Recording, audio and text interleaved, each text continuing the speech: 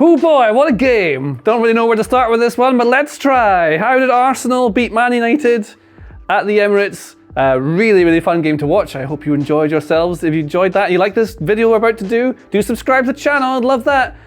Because this is going to be slightly chaotic, much like how Arsenal play at home and just generally, actually. So one of the big things I think about this game and how Arsenal are playing at the moment is that sure enough, they've got their big structure, the 4-1-4-1, or the 4-3-3, whatever you want to call it. But it's all about energy, intensity, it's frenetic, it's just so much going on all the time. There's a lot of organisation within it. And I'm going to try and look at how Arsenal create these moments of chaos and then it's the pure energy. So you see how Arteta is always on the touchline going about doing this sort of thing. That energy comes through. It goes forward to the players. They must pick up on it. And you see it applied on the pitch. The more he dances about and does all this stuff, it comes through. Can you feel it? Can you feel the energy coming through the screen? That's what he's trying to do to his players, you see. Now, don't know if that worked for you, but it works for the Arsenal players. He's getting booked now. But this is the thing. So first of all, I'm going to show you what they're trying to do, right? Arsenal play with this back four. We know, we've covered it quite a lot of times on Tifo IRL, that they want to turn the back four into a back two and they have a three in front of them. So they've got Ben White and Zinchenko come inside here. Ben White will do this, sometimes overlap, because Saka starts wide on this touchline often. And as they're building, it means that Ben White is in this half space, Saka's over here. But sometimes Saka, when the ball moves up to this sort of position, then he'll move inside the pitch to attack these central positions here where he's very, very dangerous, as per the goal that went ping into the corner like that. And then Ben White can overlap if it's the right thing to do. Because part of what this is with Arsenal is they do the right things at the right times. They're so well coached, but these are really intelligent players individually that it's working. Now Saka does that there. We know Martinelli needs to come inside here, which means you probably need a bit of an overlap. Sometimes it's Zinchenko, sometimes it's Xhaka, sometimes it's Nketiah, sometimes it's Odegaard. So much is going on, but it's always done at exactly the right time. It's really, really intelligent, very fun to watch. Now, that's generally what they do. It looks a bit like that at certain times, and also it changes. Sometimes it's a straight back four, because that's what you want, and then you'll get Xhaka dropping in alongside or Odegaard, something like that. Generally, that's what they're doing.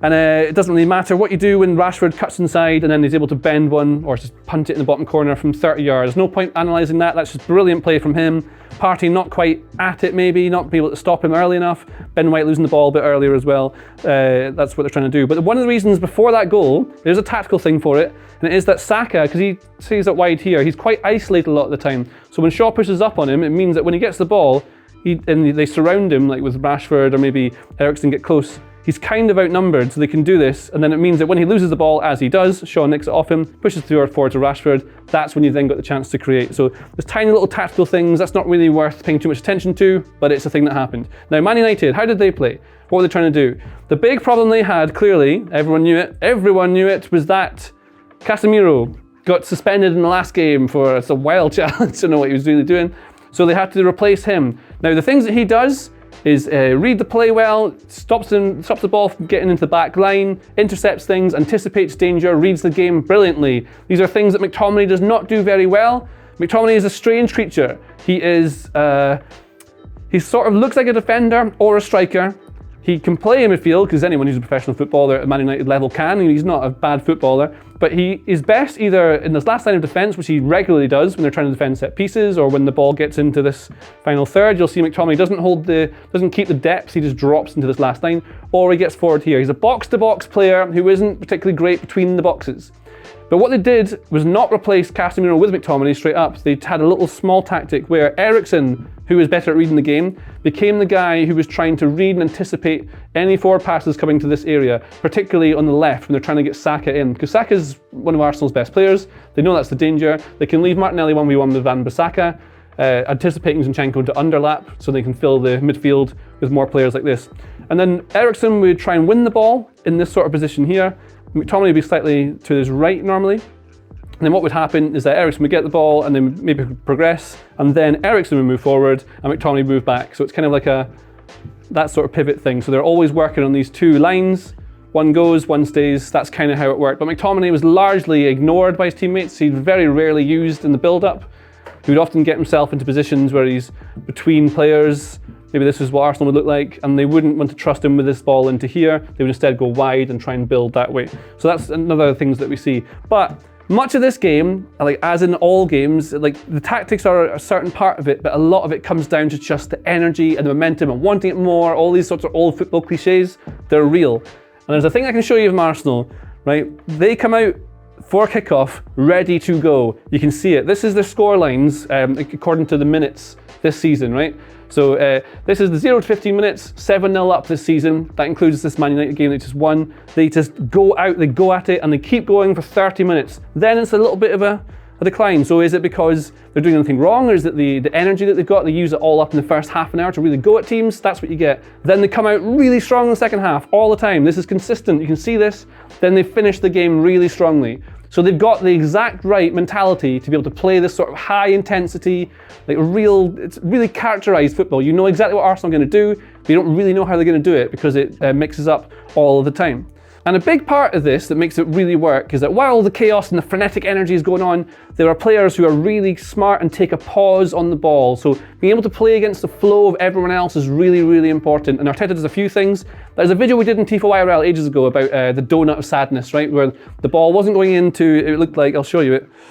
There's this sort of thing. So you'd have loads of midfielders around.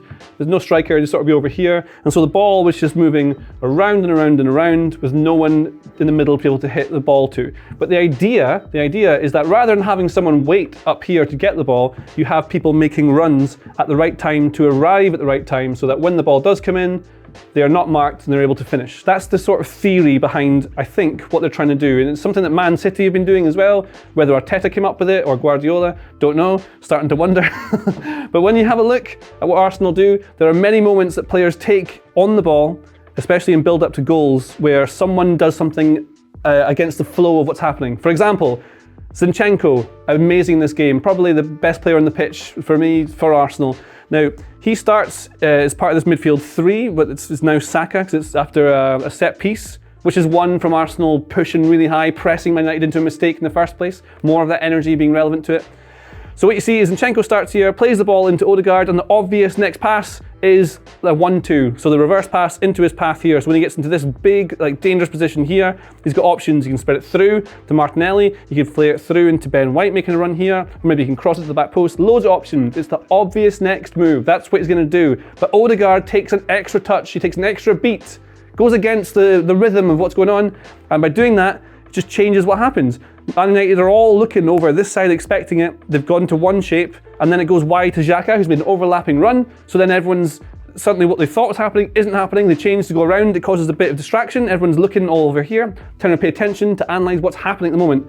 That's when Wan-Bissaka switches off. He's dealing with what he's looking at over here in the ball, rather than dealing with the situation around him, which is Eddie Nketiah stealing at the back post. Because when that ball comes in, Wan-Bissaka has lost his man, and Nketiah jumps up to nod it in. Great goal, really great forward play by Nketiah, who's come on.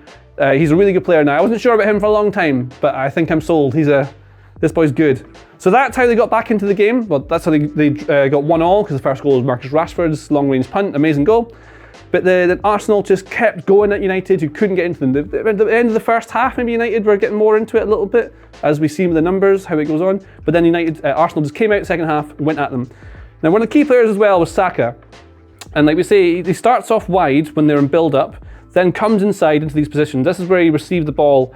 All his touches were against Man United. You see a lot of them in this dangerous area here. That's too many. You don't want that many against you ever, really. So United don't want to sit in a low block all the time, do it at the end of the game, but most of the time you want to push out a little bit and try and deny players getting in behind you like this. But he's playing so well, you can't really stop it.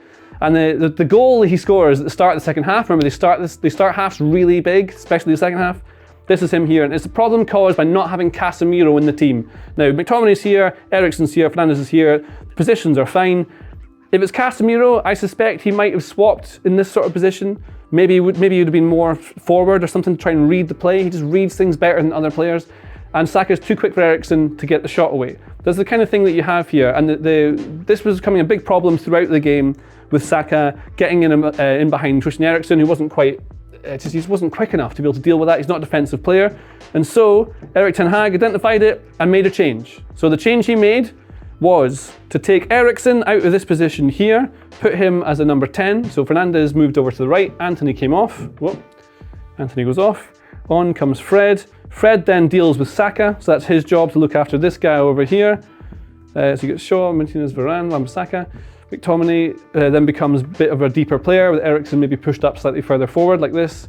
And that's kind of what they were trying to do in the last part of the game, and then break with players like Rashford, maybe Fernandes, at the end of the game. But Arsenal just kept pushing forward and kept pushing them deeper and deeper and deeper. So eventually, rather than looking more like a 4-2-3-1, United actually looked like this really narrow, really, really compact sort of shape where they couldn't get out. No one was able to get out. Arsenal squeezed them. They had the midfield three, like Zinchenko, Partey, and not Ben White, because he got subbed because he was getting done by Rashford. On came Tomiyasu. This is what you had, the three. Then you had Saka would push forward a little bit. I would say he would overlap sometimes, Zinchenko would overlap sometimes. And these two were causing real trouble for United, because as they push them back, there's all this space that appears in wide areas for players to go and have fun with. It's harder to get through the middle, but as you push them even deeper and deeper and deeper and deeper, they can't get out, and so you can push even more players forward, really stretch the play, and try and make things happen. They push right up like this, and the United couldn't get out of their half.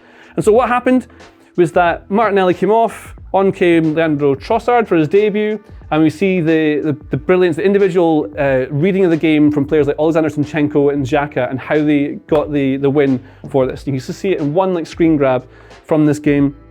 Now, we'll see United try and get out because they're trying to just stop being bombarded by this relentless finish to the game that Arsenal have. Loads of energy, going at it, really coming on. And you've got the back four here. United just trying to get back.